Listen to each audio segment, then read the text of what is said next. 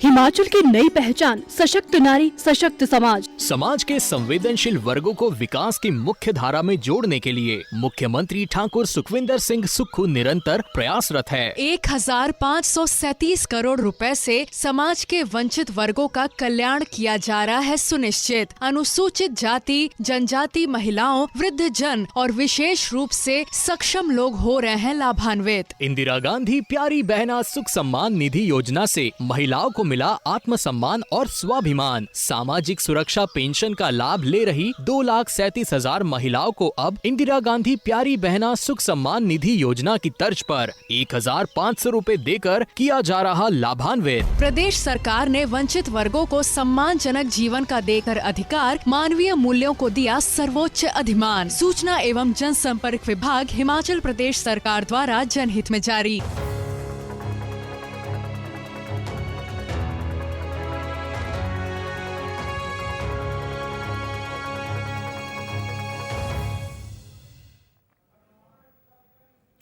नमस्कार, हिमाचल प्रदेश की खबरें लेकर मैं हूं आपके साथ संदीप निरंजन सरकार। मुख्यमंत्री ठाकुर सुखविंदर सिंह सुक्खू ने बिलासपुर के लुगड़ू मैदान में राज्य सरकार के 2 वर्ष पूर्ण होने के उपलक्ष्य में प्रदेश सचिवालय में आयोजित विशाल रैली की तैयारियों की समीक्षा की। उन्होंने जिला प्रशासन को इस रैली के लिए समुचित प्रबंध सुनिश्चित करने के निर्देश दिए। ये रैली 11 दिसंबर को सुबह 11 बजे आरंभ होगी। मुख्यमंत्री ने कहा कि इस रैली में 30,000 से अधिक लोगों के भाग लेने की संभावना है। इस समारोह का आयोजन व्यवस्था परिवर्तन से आत्मनिर्भर हिमाचल थीम पर किया जाएगा।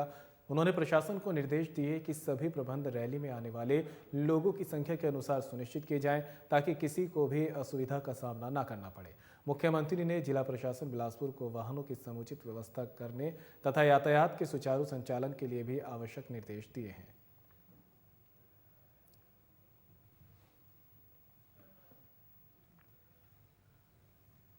कांग्रेस सरकार 2 साल पूरे होने पर कल कांग्रेस बिलासपुर में जश्न मनाने जा रही है। दूसरी तरफ बीजेपी सरकार के खिलाफ आक्रोश रैलियां निकाल रही है। इसी कड़ी में आज शिमला जिला बीजेपी ने सीटीओ से शेर पंजाब तक आक्रोश रैली निकाली और सरकार के खिलाफ जबरदस्त नारेबाजी की।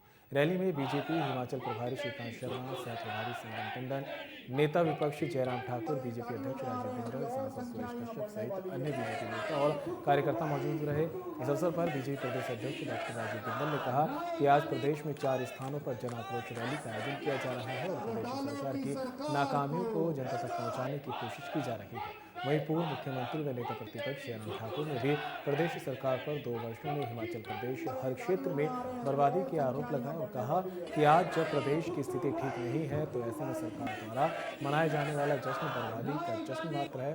इसलिए इस जश्न का बीजेपी द्वारा लगातार विरोध किया जा रहा है। आपने प्राइमरी हेल्थ सेंटर बंद किए, पटवार सर्कल बंद किए, सब तहसीलें बंद की, एसडीएम के दफ्तर बंद किए, पीडब्ल्यूडी आईपीएच के दफ्तर बंद किए, अस्पताल बंद किए। आप इस बात का जश्न मना रहे हैं कि वो गरीब हिम केयर के माध्यम से इलाज करा रहा था, ऑपरेशन करा रहा था, डिलीवरी करा रही थी बहन, सिजेरियन करा रही थी और गॉल ब्लैडर का ऑपरेशन करा रही थी, कैंसर के ऑपरेशन हो रहे थे। आपने वो हिम केयर योजना बंद करके जनता को जख्म दिए, इस बात का जश्न है। और वो जश्न मना करके आप उनके जख्मों के ऊपर नमक छिड़कने का काम करें, ये हिमाचल की जनता जानना चाहती है। आपने दिया क्या है हिमाचल की जनता को 2 साल के अंदर?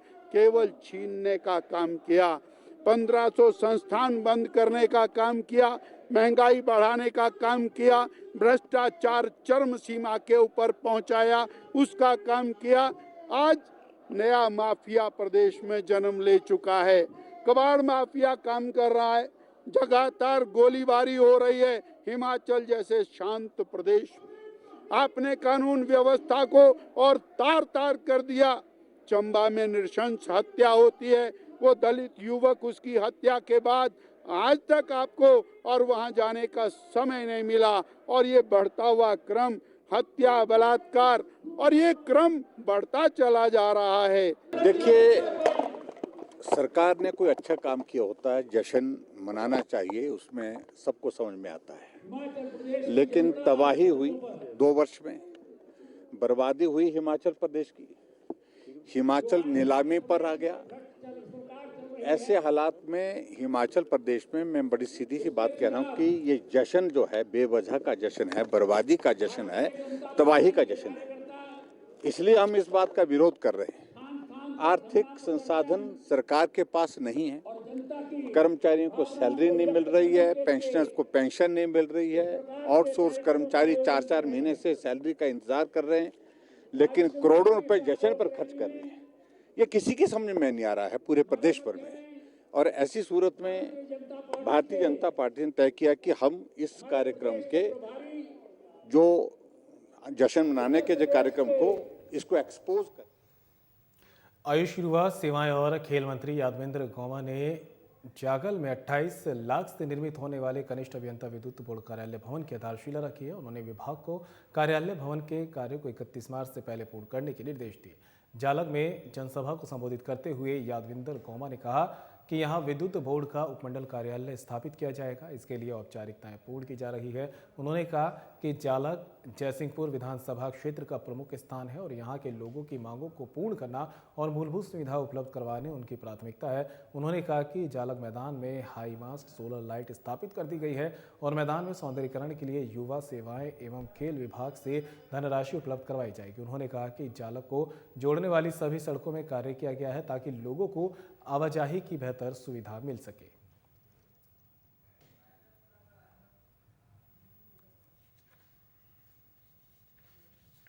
बनकर तैयार होगा और लगभग 28 लाख रुपए से ये भवन जो है वो बनकर तैयार होगा। इसके शिलान्यास के उपलक्ष्य पर मैं आप सभी का यहाँ आने पर और इस कार्यक्रम में शामिल होने पर दिल की गहराइयों से धन्यवाद करता हूँ, स्वागत करता हूँ। हिमाचल प्रदेश में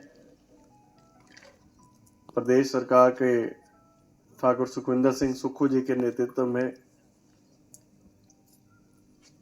कल जो है 2 साल प्रदेश सरकार का कार्यकाल जो पूरा करने जा रही है और माननीय मुख्यमंत्री जी ने अपनी ओर से हर संभव प्रयास करके ये कोशिश की है कि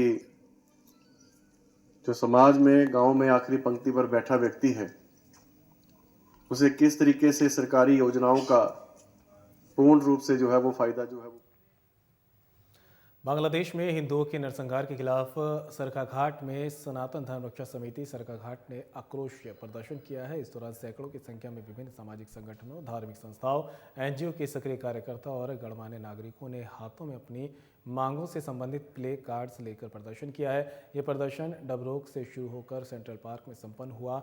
वहीं प्रदर्शन के उपरांत गणेश भारद्वाज ने भारत सरकार से इस मामले में तुरंत हस्तक्षेप करने की मांग की है। उन्होंने कहा कि वैश्विक आर्थिक प्रतिबंध, अंतर्राष्ट्रीय दबाव बनाकर हिंदू नरसंहार नीति को एकमात्र एजेंडे बनाने वाली कथित नोबेल शांति पुरस्कार विजेता मोहम्मद यूनुस सरकार को अपदस्थ करवाए।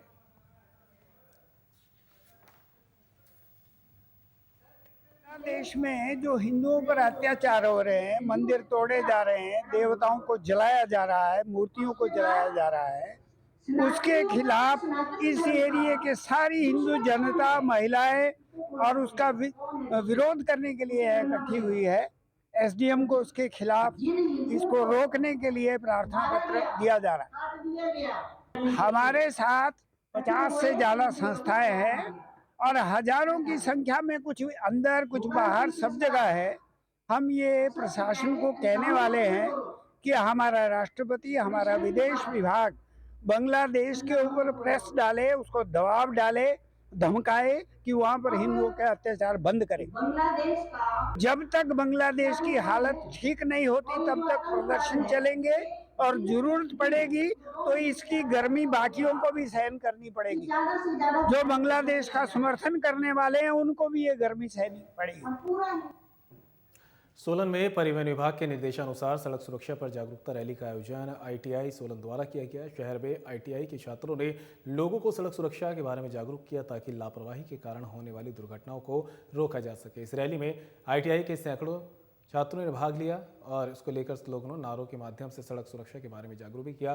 संवाददाता से बात करते हुए आईटीआई सोलन के प्रशिक्षक प्रतीक ने बताया कि जागरूकता रैली के माध्यम से पहले प्रशिक्षुओं को यातायात सुरक्षा के बारे में जागरूक किया गया और उन्होंने लोगों को भी जागरूक किया है ताकि लापरवाही से होने वाली दुर्घटनाओं को कम किया जा सके।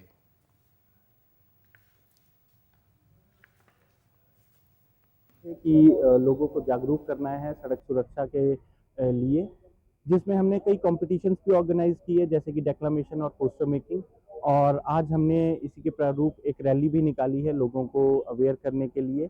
एक गेस्ट लेक्चर ऑर्गेनाइज किया गया था इसी के दौरान, जिसे यहाँ के ट्रैफिक इंचार्ज श्री दिलीप ठाकुर जी ने संपन्न किया। और हमारा मकसद यही था कि लोगों को सड़क सुरक्षा के बारे में ज़्यादा से ज़्यादा जागरूक किया जा सके, लोगों को बताया जा सके कि उनकी जान कितनी ज़रूरी है। डाटा के अनुसार लगभग 1.5 लाख लोग अपनी जान खो देते हैं हर वर्ष इसमें रोड एक्सीडेंट्स में। तो हमारा मुख्य उद्देश्य यही था कि लोगों को बताया जा सके कि सड़क सुरक्षा के नियम अपनाकर आप अपनी ज़िंदगी को। तो वहीं कुल्लू जिले के आनी क्षेत्र में बड़ा सड़क हादसा हुआ है। एक निजी बस की गहरी खाई में गिरने से चालक सहित 3 लोगों की मौत हो गई। हादसा इतना भयानक था कि बस के परखच्चे उड़ गए। जानकारी के मुताबिक करीब 2 दर्जन यात्रियों से भरी एक निजी बस गहरी खाई में जा गिरी। हादसे में 39 लोग घायल हो गए हैं। बस में कुल 42 लोग सवार थे। हादसे के बाद घटनास्थल पर चीख पुकार मच गई। टीएसपी आनी चंद्रशेखर ने बताया कि मौत की पुष्टि नहीं हुई है, लेकिन ताज़ा सूचना के मुताबिक 3 लोगों की मौत हुई है।